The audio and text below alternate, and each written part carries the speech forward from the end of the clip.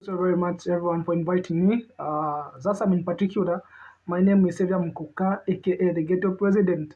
Yeah, so I don't know if it is necessary to say. I don't know if it is important to point it out. That I'll try to be so loud so that everyone can understand me better, so that everyone can get what I'm saying. I'm not trying to shout at you or something like that. Yeah, but so bear with me.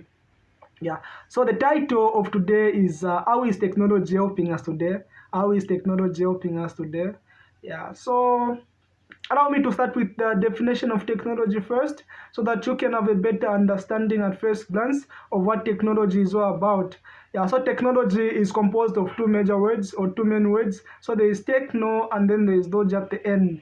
All these words they come from Greek. So techno it comes from a Greek word which is techne. It means an art or skill. And then the last word which is logo, it also comes from a Greek word which is logos. Logos it means learning or knowledge. Yeah, so we can see all these changes that have been brought about due to technology. We can see the aftermath of technology because everyone has seen. If you haven't seen at this, you have touched. Yeah, so a good example is the this shirt that I'm wearing at the moment. This shirt was made by the artificial functioning, and then the artificial functioning, this is what we call as technology. Also, these same glasses that I'm putting on at the moment, these glasses were made out of the artificial functioning of technology. That's the reason why I'm saying that technology is something that has changed our lives for the better. I know everything has got advantages and disadvantages, but in this case the advantages are outweighing the disadvantages, and it is for that reason that I'm going to concentrate more on the advantages.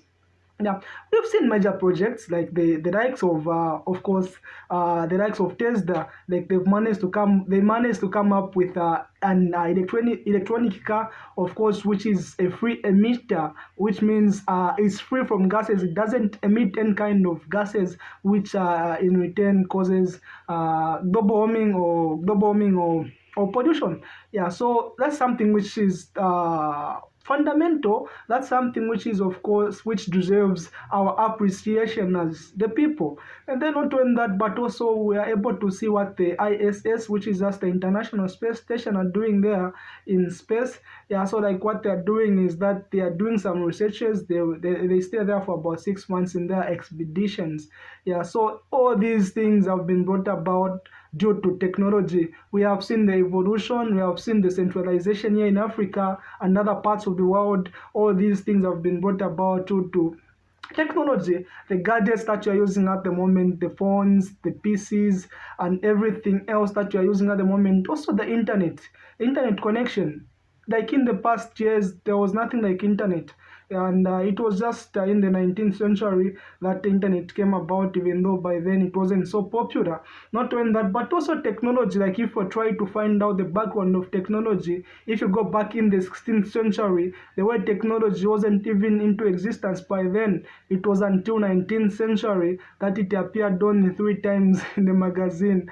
Yeah, so that's something, of course, which is interesting. And with time, we were able to see the importance, the greatness of technology. Yeah, so that's something which is remarkable. And then the other thing, of course, is people like SpaceX, they're trying to find some planets that can support life so that we can shift, not necessarily the everyone shifting, but the majority of us are going that side and then some remaining here.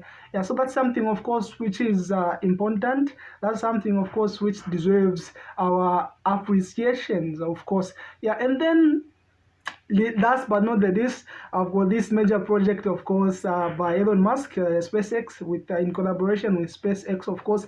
Like they are trying to come up with the Neuralink brain chip, of course, which will be helping us to store data. There will be nothing like studying because each and every information that we need will be stored into our brains. Like our brains will be connected into computers with the help of the Neuralink brain chip. Yeah, so that's what they are trying to do. That's what they are doing. Scientists, they are building structures, but us we can't capture at this juncture because we have a puncture. So all we have to do is just wait for a rupture. Thank you so very much. It has been Sevia Mkuka.